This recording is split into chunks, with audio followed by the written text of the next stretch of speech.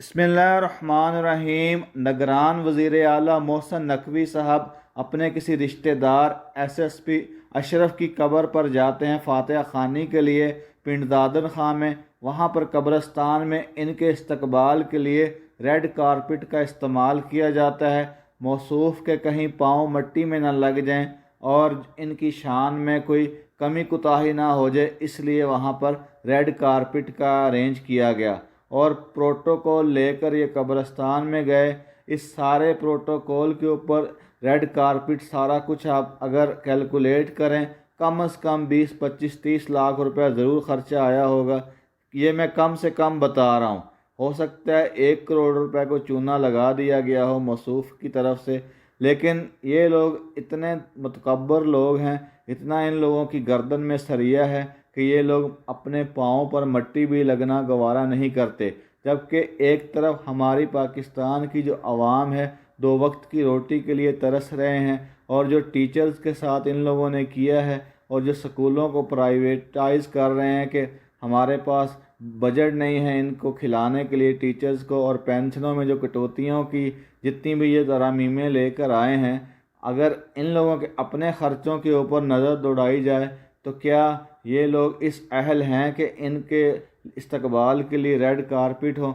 और जो गरीब मुल्क हो, जिस मुल्क के ऊपर इतना सारा कर्जा चढ़ा हो, क्या इन हुक्मरानों को ये शुबदाबाजियाँ ज़ेब देती हैं? अगर आपने जाना ही है किसी अपने रिश्तेदार या किसी भी मुसलमान की कब्र पर, कम से कम ये शहाना प्रोटोकॉल ना लेके जाएं। खुदारा जो कब्रिस्तान होता है वो इबरत की जगह है, वहाँ पर ये सारी चीज़ें जाकर वहाँ पर इंसान का लेवल बिल्कुल इक्वल हो जाता है।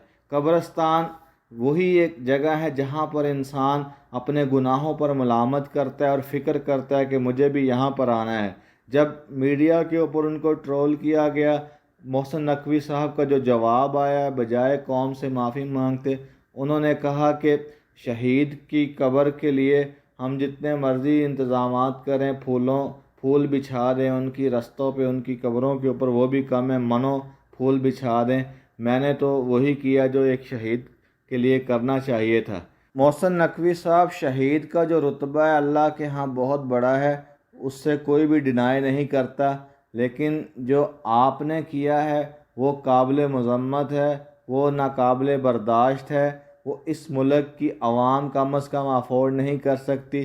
जिस मुल्क की आवाम के बच्चे 2.5 से 3 करोड़ स्कूलों से बाहर हो, जिस मुल्क की आवाम बेरोज़गारी की ज़िंदगी गुजार रहे हो, जिस मुल्क की आवाम साफ़ पीने के पानी के लिए तरस रही हो, जिस मुल्क की आवाम की इज़्ज़तें महफूज ना हो, जिस आवाम की जानो माल, इज़्ज़त व आबरू, इन सारी चीज़ों को आप पसे पुष्ट डालकर आप शाही खर्चे कर रहे हैं।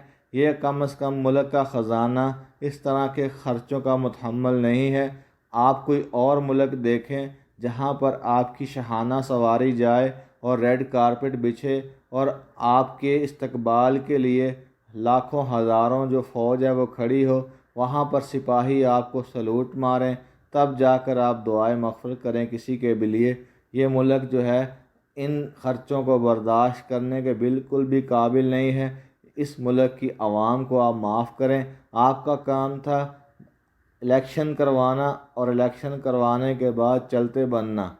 पाकिस्तान की गरीब आवाम बिजली के बिलों के हाथों मजबूर हैं और बिजली की बिल पे करने की सकत नहीं है, और आप शाही प्रोटोकॉल लिए फिरते हैं। दवाइयाँ ख़रीदने के हस्पतालों में पाकिस्तान की आवाम के पास पैसे तक नहीं हैं, और इस तरह के आप शब्दाबाजियाँ करते हुए आप अच्छे लगते हैं। आप एक ज़िम्मेदार शख्स हैं और आपको ज़िम्मेदारी का मुज़ाहरा करना चाहिए था।